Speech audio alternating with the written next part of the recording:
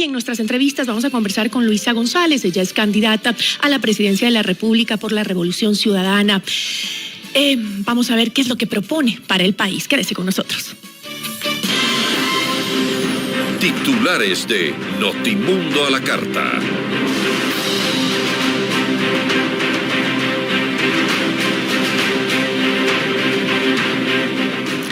La Corte Constitucional recomienda al gobierno renegociar el acuerdo comercial con Costa Rica tras determinar la inconstitucionalidad de varios artículos.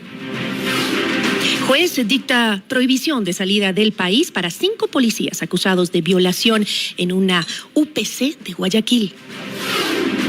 Ecuador firmó un convenio de cooperación para fortalecer la lucha contra la trata de personas. El INEC informa que los resultados del censo contarán con proyecciones de población para los próximos 10 años. Gremios exportadores piden que se deduzcan los 200 millones anuales que gastan en seguridad. El municipio de Guayaquil denunció la venta ilícita de tablets durante la alcaldía de Cintia Viteri. Agrocalidad afirma que el consumo de proteína de origen aviar está totalmente garantizada. En lo internacional, una operación militar contra las mafias en Brasil deja al menos 12 muertos, entre ellos un policía. Y asciende a 54 el número de fallecidos en Pakistán tras un atentado suicida.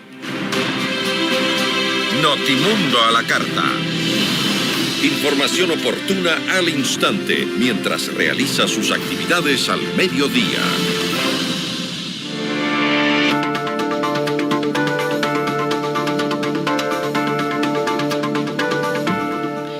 Vamos a empezar de inmediato con nuestra invitada, que ya está con nosotros, Luisa González, candidata de la Revolución Ciudadana a la presidencia del Ecuador. Luisa, qué gusto que esté con nosotros. Muy buenas tardes. Buenas tardes, Gisela. Gracias por este espacio. Un saludo a todos los que nos están escuchando. Luisa, quiero empezar con una nota que acaba de salir esta mañana. Me imagino que usted ya sabía que le iba a preguntar esto, pero la acabo de leer en un diario local. Dice que su compañero de fórmula, Andrés Arauz, se está desplazando en un auto blindado que pertenece a MMR Group Inc. Esta empresa estuvo envuelta en escándalos de corrupción en el 2016. En ese entonces tenía pues un contrato para la repotenciación de la refinería de Esmeraldas. Por la rehabilitación eléctrica recibiría 93.6 millones de dólares, pero luego de la divulgación de los Panama Papers, quedaron en evidencia sus prácticas ilegales. Al parecer, Arturo Emilio Pinzón Domador pagó $500,000 en sobornos a exfuncionarios del gobierno de Rafael Correa y según una sentencia judicial. La pregunta es, Luisa, ¿está el correísmo ligado a esta empresa que fue parte de una trama de corrupción y que pagó coimas a exfuncionarios del correísmo? Yo quisiera que primero todos los ciudadanos que están escuchando esta radio me pongan atención con lo que voy a decir. Primero, esta es una información que no debe replicarse porque es información sin contrastar y es información falsa. El diario El Expreso, que es quien saca esta información falsa, y ahí está, la libertad de prensa, que no sea libertad de difamar, de mentir a través de un medio de comunicación. La noticia es falsa, la dueña de ese vehículo es otra persona, ya les voy a dar el nombre, y ¿a quién le pertenece el diario El Expreso? El diario El Expreso le pertenece al señor Gabriel Martínez. ¿Quién es el señor Gabriel Martínez? El señor Gabriel Martínez fue ministro de Transporte y Obras Públicas de Lenín Moreno y fue secretario de Otto Sonnenhösler, candidato a la presidencia de la República, vicepresidente de Lenín Moreno. Y obviamente está claro que Diario El Expreso, a través de una nota maliciosa, mentirosa, lo que está haciendo es una campaña sucia en contra de la Revolución Ciudadana y apoyando a su candidato, el señor Otto Sonnenhösler, vicepresidente del señor Lenín Moreno. Basta que por favor ingresen a las páginas de la ANT y revisen a quién pertenece ese vehículo, que no sean vagos, que si trabajan en un medio de comunicación por lo menos hagan un mínimo esfuerzo por investigar, y perdón que me moleste esto, Pero un medio de comunicación que se dice de comunicación, que usa ese espacio para traficar con información y hacer campaña abierta de su candidato, eso es atentar a la libertad de expresión y al derecho de los ecuatorianos a estar informados. Se llama Burgos Zambrano Ketty Nelly.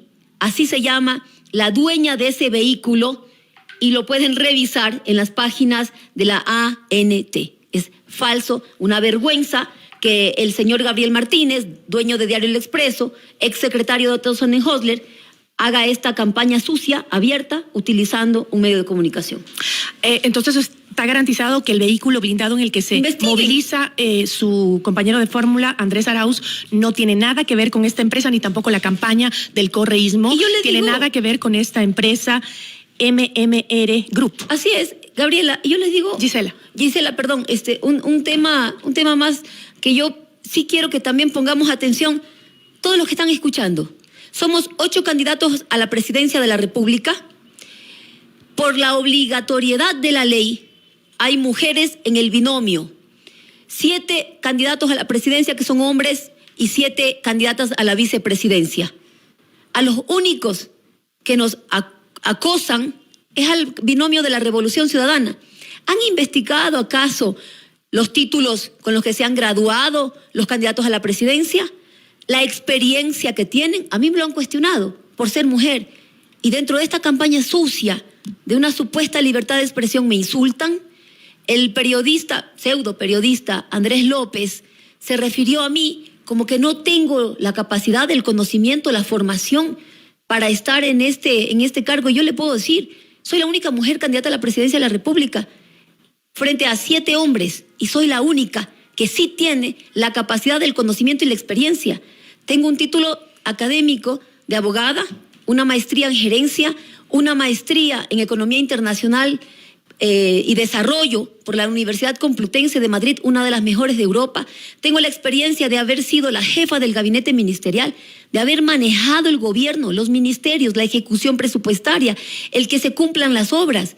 Y dicen que yo no tengo experiencia. Díganme qué experiencia tienen los 8 candidatos o qué experiencia tiene el candidato del señor Gabriel Martínez, dueño del Expreso, que fue vicepresidente de Lenín Moreno, que abandonó el barco, que renunció a ser vicepresidente, que no trabajó por su patria y que hoy día quiere ser presidente.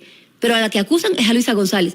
Y una cosa que es fundamental, perdón que me extienda en esto, de las 7 candidatas a vicepresidentas, invisibilizadas. Usted las ve activas en la campaña, saliendo, mostrando su capacidad, su conocimiento, su expertise, porque van a ser vicepresidentas de la República, van a trabajar por la patria. Pero los hombres son los únicos que salen en las campañas, su imagen es la que sale. La mujer va a seguir invisibilizada como ha sido estos 6 años. Luisa, quiero dejar claro también que yo en ningún momento he dicho que usted no esté preparada para el cargo, por si acaso. Sí, no, yo me estoy refiriendo al señor Andrés López, que hizo comentarios, ¿no?, en contra de Luisa González como mujer. ¿Y por qué hago esta referencia? Atacan a Andrés Arauz, que es un joven, brillante, académico, profesional, con experiencia, y a nadie más. Atacan a Luisa González y a nadie más. Están todos los dardos apuntando a un binomio que rompe la estructura, si se lo quiere decir así, patriarcal, y que es una mujer la que va encabezando, y que estoy aquí por mis méritos y mis conocimientos y experiencia. Luisa, ustedes siempre han comentado el tema de la persecución política, siempre se han quejado de esto, y oigo en que cada uno de los discursos que mencionan el tema de ya falta poco, ya falta poco. Ya falta poco, y el mencionar siempre de que son víctimas de una persecución política, ¿está vaticinando acaso que la Revolución Ciudadana va a llegar al poder? Y si es que llega al poder, ¿se va a vivir una persecución en contra de aquellas personas que han hecho oposición o que ustedes consideran que los han perseguido? Gisela, mire, esa es una pregunta muy importante.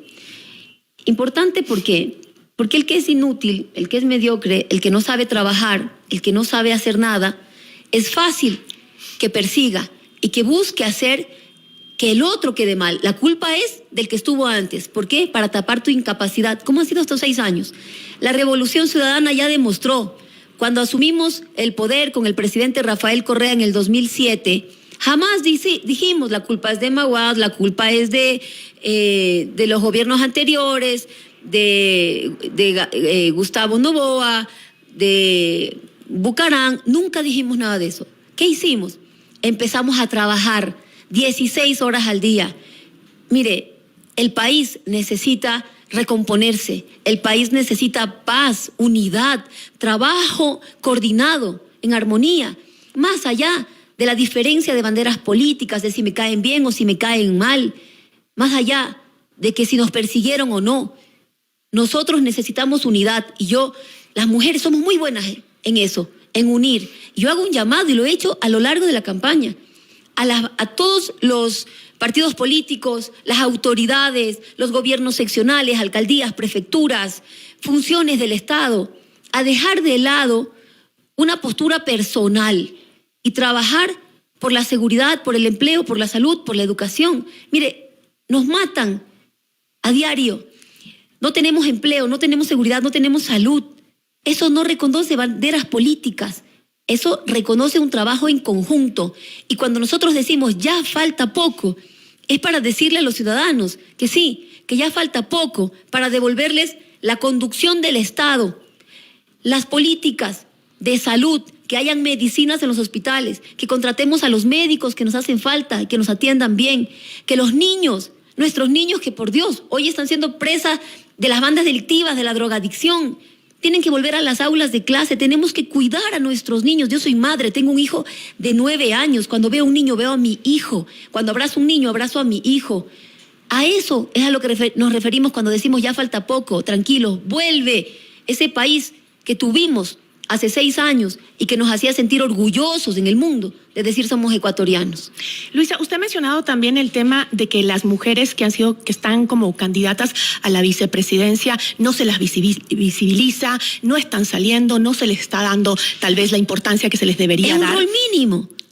Pero requerimos más protagonismo.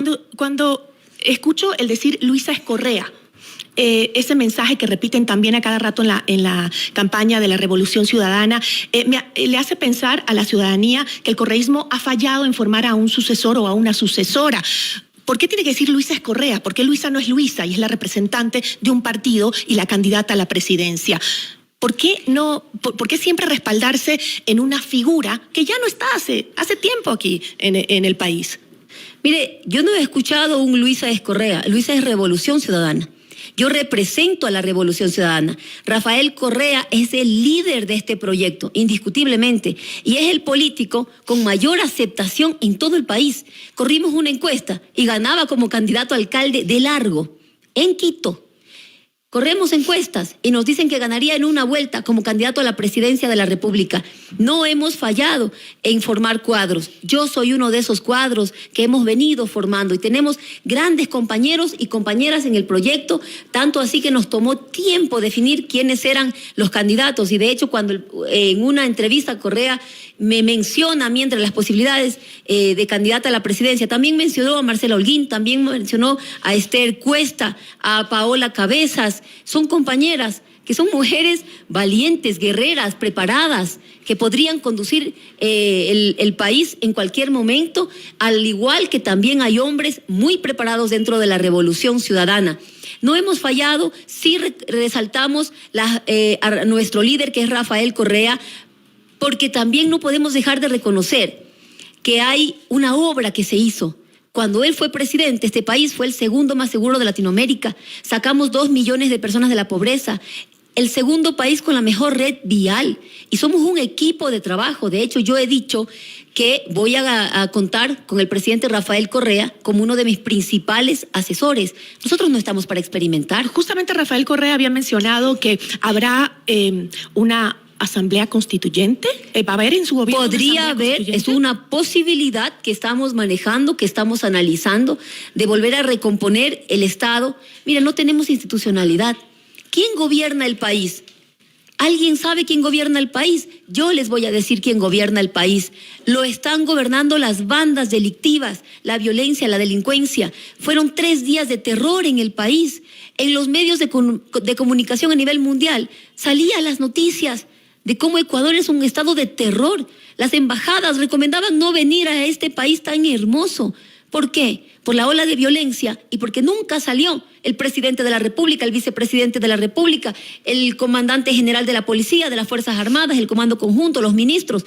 Salieron Fito, el líder de los choneros, de los lobos, de los tiguerones, a decir tranquilos patria, dando una rueda de prensa desde la cárcel. ¿Eso qué te muestra? Un pacto entre el gobierno y las bandas delictivas, porque han permitido que la delincuencia se tome las instancias más altas del gobierno. Pero una cosa adicional, el embajador de Estados Unidos hizo una denuncia pública donde él dijo que hay narcogenerales en la policía. Esa investigación previa la tiene la señora fiscal. Pasan días, pasan meses, ya pronto pasarán años y la señora fiscal no nos da una respuesta. Es urgente saber quiénes son esos malos elementos. Pero Luisa, justamente su candidato, su compañero de fórmula, Andrés Arauz, había mencionado que él se sentará con los 10 más buscados de las diferentes provincias para conversar. Ustedes lo han negado, han dicho que eso no es cierto, que es fake news y que se ha sacado de contexto, pero eso fue lo que dijo. ¿O qué quiso decir él? No, Gisela, una cosa más, ¿no? Le vuelven a sacar de contexto, pero qué bueno que tengan material para sacar de contexto a mi binomio Andrés Arauz, porque eso muestra que aquí hay un equipo de trabajo.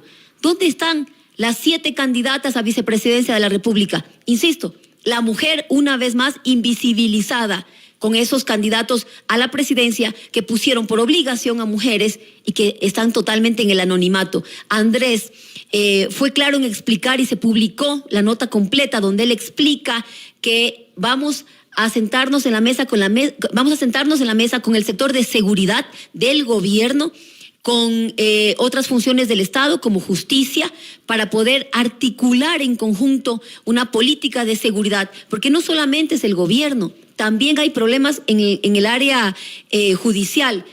Los policías dicen, capture al delincuente, el fiscal no formuló cargos, o sí formuló, pero el juez lo dejó libre. Hace falta un trabajo coordinado y a eso era que se refería Andrés. ¿Le sacan de contexto? Entender, es que no he sacado...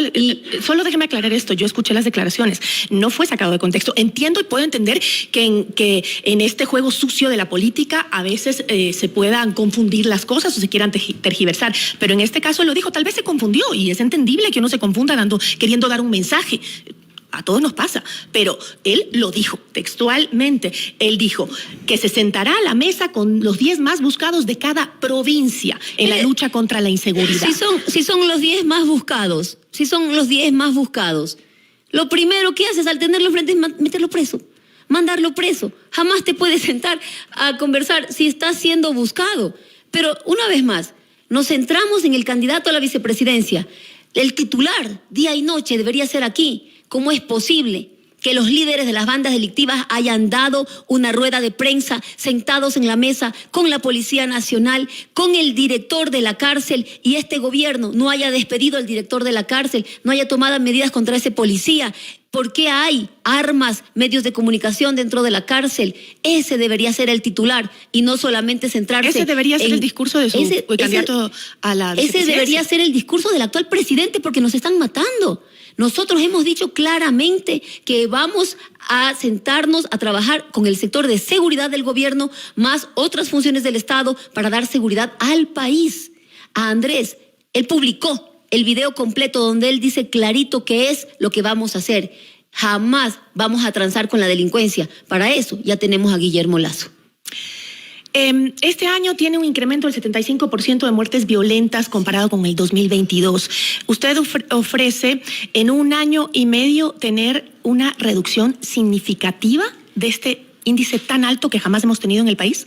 Mire, nosotros lo primero es la inversión en seguridad. Vamos a trabajar primero retomando el control del país, que lo tienen ahora las bandas delictivas. Segundo, el presupuesto para seguridad. En el año 2022 recibieron 200 millones de dólares todo el sector de seguridad para invertir en seguridad. ¿Sabe cuánto usaron de ese presupuesto? Usaron 60 millones, 140 devolvieron. no les interesa la seguridad. La policía tenía 17 millones, usó 0.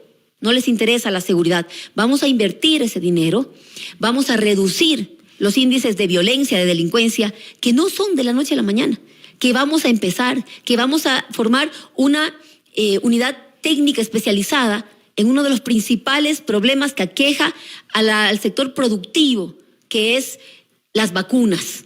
Una unidad especializada para tratar este tema, fortalecer la Policía Nacional, que hoy día, como vemos, no tienen dónde dormir, no tienen que comer. ¿Usted cree que una policía que no tiene ni para dormir ni para comer va a tener municiones, armamento, vehículos, gasolina para salir a patrullar las calles, para enfrentar la delincuencia, que como vimos en la rueda de prensa que nos dio Fito, los lobos, los tiguerones y los choneros, ellos sí tienen armamento?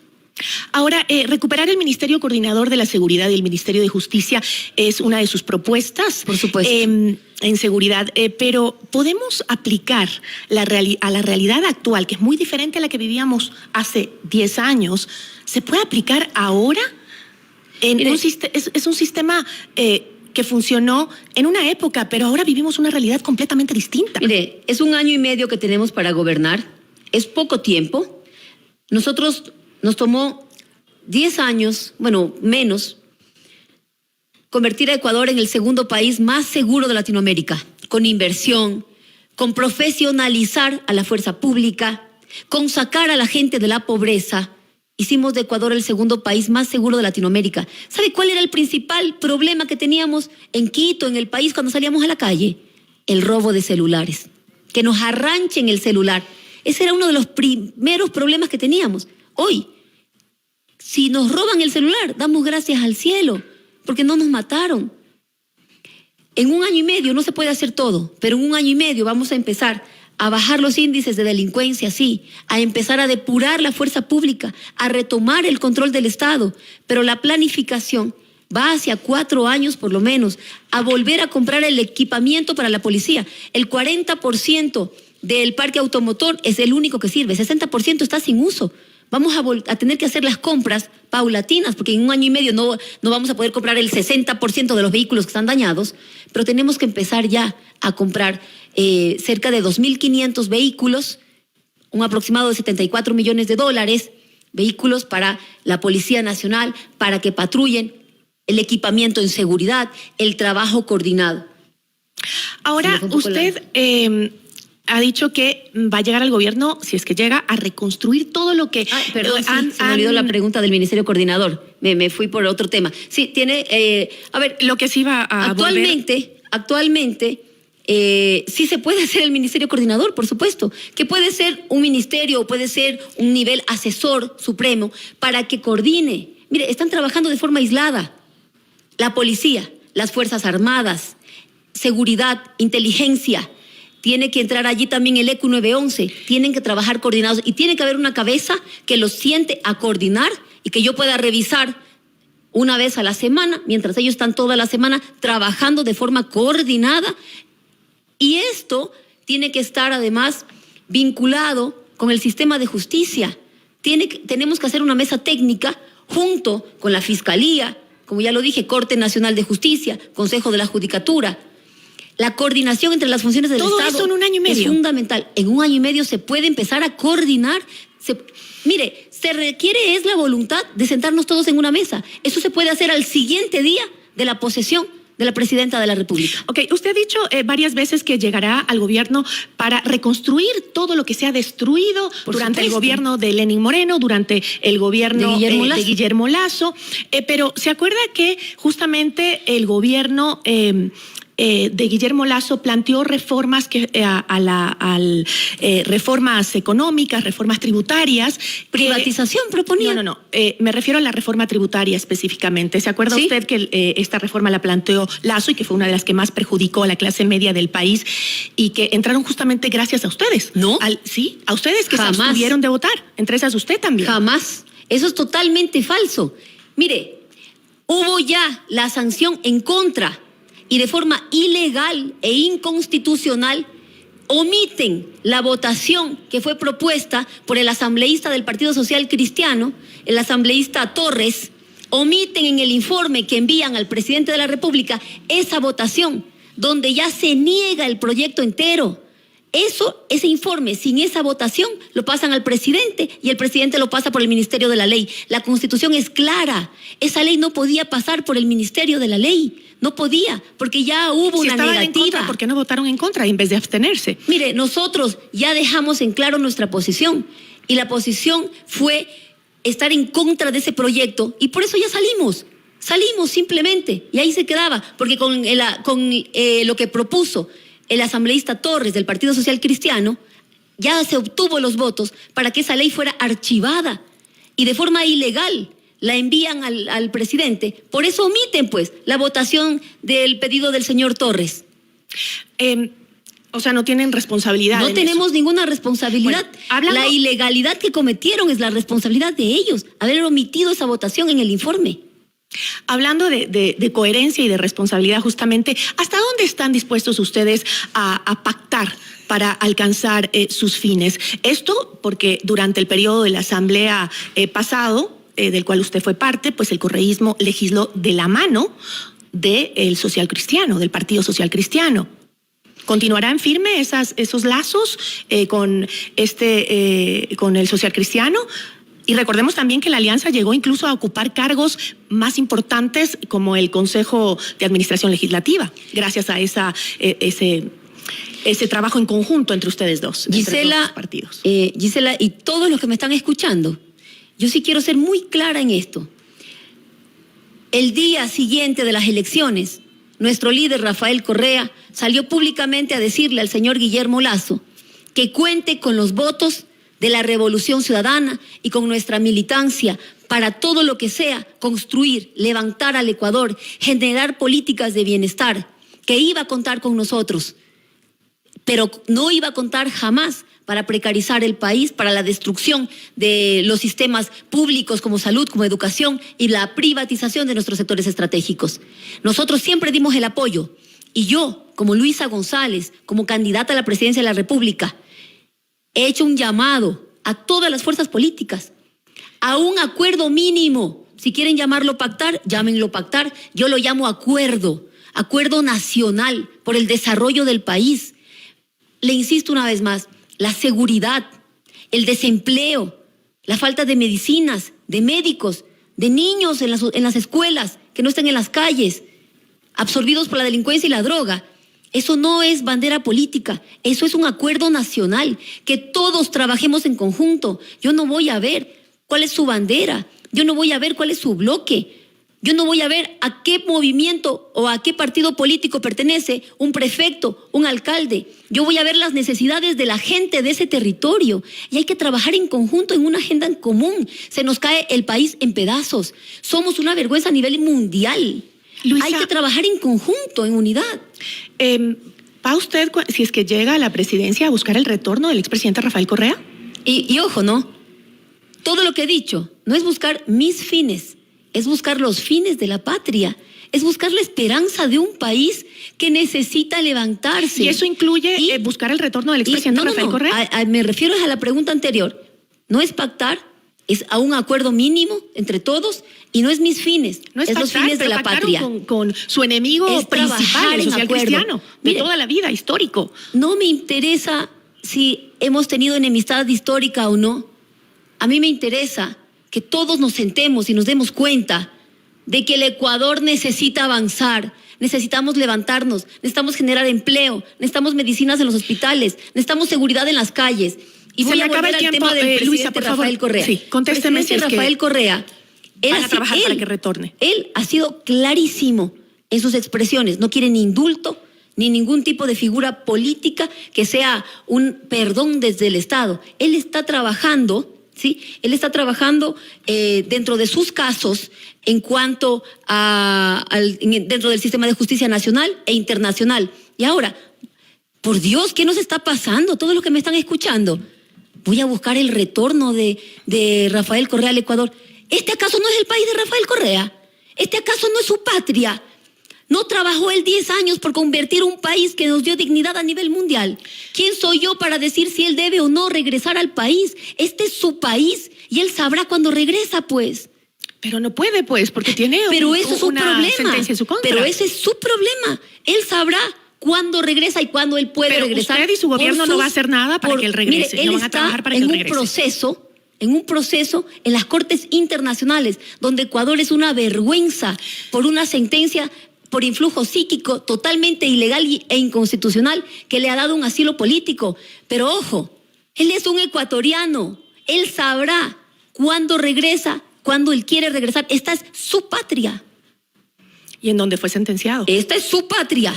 Luisa, la Ilegalmente, y por eso se están llevando los temas en cortes internacionales, y Ecuador es una vergüenza a nivel legal, jurídico, y se ha reconocido a nivel internacional que aquí en el Ecuador no hay independencia en la función judicial. Por eso le da el asilo político Bélgica, la Unión Europea, a menos que la Unión Europea sea correísta. En la Revolución Ciudadana se ha publicitado mucho como en su campaña como un movimiento progresista, tal vez incluso el único que ha definido una postura ideológica clara en contraste con otros candidatos que dicen que son la tercera vía, la tercera opción. Pero ¿cómo entendemos el progresismo desde una representación de una mujer conservadora como es usted, Luisa? Defíname conservadora, defíname lo que es progresista. Yo no sabía que usted tenía la definición única y exclusiva de progresismo y de conservadurismo. Yo no la tengo, pero por ejemplo, se llaman progresistas candidatas o miembros de su partido como Marcelo Holguín, por ejemplo. Y como Marcela Liñaga, y como Gabriela Rivadeneira, y como Luisa González. Y bueno, entonces usted, déjeme cambiar la pregunta entonces. Y como Rafael Correa. Usted sigue usando palabras como abortistas cuando se refiere a debates como el acceso al derecho al aborto en casos de violación. ¿Y eso qué tiene que ver con el progresismo o con el no progresismo? Es que va en contra de lo que su partido ha fomentado. Perdón, si estamos hablando que el líder de mi partido es Rafael Correa, él ha sido abiertamente claro en decir que él no está a favor del aborto. ¿Quién es el dueño de la frase progresismo? ¿Quién es el dueño de la definición progresismo? Yo le hablo de respeto. Si usted se considera... Yo soy progresista, por supuesto. Ya, ¿Quién es el dueño del concepto de esa palabra? Usted ha dicho varias veces que va a gobernar desde posiciones para todos, no desde posiciones personales. Y de respeto a todos. ¿Acaso y así también pido que me respeten a mí? ¿Acaso el debate del reglamento al aborto en casos de violación no es un derecho de todos de sentir? Usted al decir yo no estoy de acuerdo con este tipo de cosas porque mi religión me lo prohíbe. Yo cuando he dicho que sea porque mi religión me lo prohíbe, yo soy una madre y he tenido la bendición de Dios de poder parir 2 hijos. Y ojo, aquí no está en discusión la postura de Luisa González, que mi postura es clara. Yo no estoy a favor del aborto y yo no la voy a negar. Para camaleones, tiene usted 7 candidatos más que dicen una cosa porque se ajustan a un discurso político. ¿Y usted está de acuerdo con el matrimonio igualitario, por ejemplo? Está Luisa González. Y un momento, se lo voy a acabar de contestar. Yo, como Luisa González, personalmente no estoy a favor del aborto, pero también estoy a favor de que no exista jamás la regresión de derechos. El aborto por violación ya está aprobado. Entonces, ¿cuál es la discusión? 1, 2, yo respeto a todas las personas, respeto a todos los ciudadanos y los criterios, y asimismo pido respeto para mí, pues. Y mi postura personal no es la que se impone en un Estado, es lo que la mayoría de sus ciudadanos dicen. Y yo me he sentado con muchas mujeres a trabajar, sí, para defenderlas de lo que usted decía al empezar esta entrevista. 5 policías acusados de violación. ¿Dónde está el Estado para defender a nuestras mujeres violadas? ¿Dónde está la política de atención a las madres que han perdido sus hijas en manos de un femicida? ¿Dónde está la política de atención y el presupuesto para el Ministerio de la Mujer? Esos son los ejes que nos deben unir a todas. El que no haya espíritu de cuerpo y esos policías femicidas sean juzgados y procesados por su delito, y que no haya espíritu de cuerpo y no los protejan, y que nuestras mujeres, nuestras madres que han perdido la mitad de su alma porque se les murió una hija, que tengan asistencia, y una comisión vamos a crear una comisión que les dé acompañamiento. Y aquí, más allá de hablar de aborto, hablemos de qué vamos a hacer en contra del violador, porque eso lo estamos dejando fuera del debate, Gisela. Nos hemos enfocado en el aborto y no nos hemos enfocado en el verdadero causante del problema. El aborto ya es la consecuencia. El problema fue la violación, y ese violador debe sentir todo el peso de la ley y no dejarlo por allí libre impunemente. Lamentablemente tengo que cerrar, ya estamos un poco pasados de tiempo, Luisa, pero me gustaría también preguntarle sobre esta información que salió en la prensa colombiana sobre la detención de Nicolás Petro Burgos, hijo del presidente de Colombia, y que impactó más allá de las fronteras de Colombia, llegando hasta Ecuador. Se involucra en este tema a una candidata del correísmo, a Raiza Bulgarín, quien pues es parte, al parecer, según entiendo, de esta investigación, por utilizar dineros que venían parece que de dudosa procedencia para la campaña de Petro. ¿Y quién en denuncia Colombia. eso? ¿Quién Esto denuncia? Es denunciado. Dígame, Justamente ¿quién denuncia? la revista Semana acaba de sacar un artículo. ¿Y quién es el autor de la denuncia? Bueno, se lo llevaron, ahora está detenido el hijo de Petro, ¿no? ¿Yo qué tengo que ver con Colombia? Pero yo le estoy haciendo la vinculación. ¿Usted conoce a los candidatos que están en la asamblea no por su sé partido? quién, mire, Colombia, Perú, Chile, ya mismo me vinculan, no sé, pues aquí el único que está vinculado con la mafia albanesa es el presidente Guillermo Lasso. Y eso es lo que debería estarnos preocupando y eso es lo que debería estar en el ¿Ustedes debate. investigan a sus candidatos? Ahora, yo le voy a decir una cosa.